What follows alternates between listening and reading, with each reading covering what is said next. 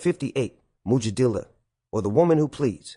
God has indeed heard and accepted the statement of the woman who pleads with thee concerning her husband and carries her complaint in prayer to God. And God always hears the arguments between both sides among you, for God hears and sees all things. If any men among you divorce their wives by zihar, calling them mothers, they cannot be their mothers. None can be their mothers except those who gave them birth.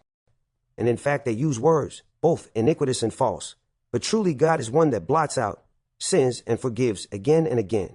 But those who divorce their wives by zihar, then wish to go back on the words they uttered, it is ordained that such a one should free a slave before they touch each other. This are ye admonished to perform, and God is well acquainted with all that ye do.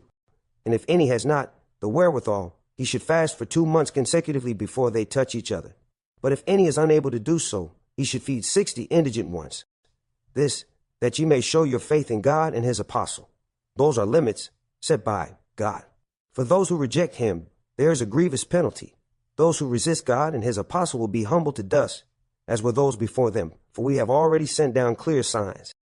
And the unbelievers will have a humiliating penalty on the day that God will raise them all up again and show them the truth and meaning of their conduct. God has reckoned its value, though they may have forgotten it, for God is witness to all things. Section 2. Seest thou not that God doth know all that is in the heavens and on earth?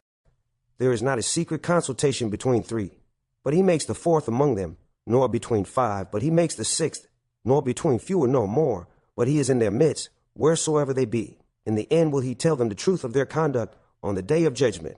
For God has full knowledge of all things. Turnest thou not thy sight towards those who were forbidden secret counsels, yet revert to that which they were forbidden to do? And they hold secret counsels among themselves for iniquity and hostility, and disobedience to the apostle. And when they come to thee, they salute thee, not as God salutes thee, but in crooked ways.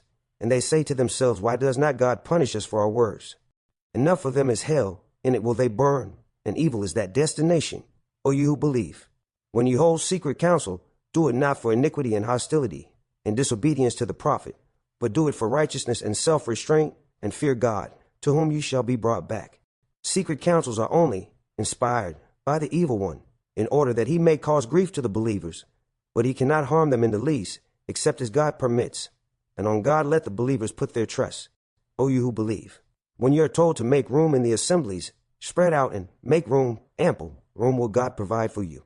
And when you are told to rise up, God will raise up to suitable ranks and degrees those of you who believe and who have been granted mystic knowledge.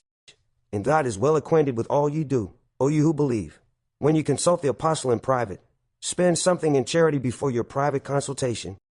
That will be best for you and most conducive to purity of conduct. But if you find not the wherewithal, God is oft forgiving, most merciful. Is it that you are afraid of spending sums in charity before your private consultation with him? If then you do not so, and God forgives you, then at least establish regular prayer, practice regular charity, and obey God and his apostle. And God is well acquainted with all that ye do. Section 3. Turnest thou not thy attention to those who turn in friendship to such as have the wrath of God upon them? They are neither of you nor of them, and they swear to falsehood knowingly. God has prepared for them a severe penalty. Evil indeed are their deeds. They have made their oaths a screen for their misdeeds. Thus they obstruct men from the path of God. Therefore shall they have a humiliating penalty. Of no profit whatever to them against God will be their riches nor their sons. They will be companions of the fire, to dwell therein for aye. One day will God raise them all up for judgment.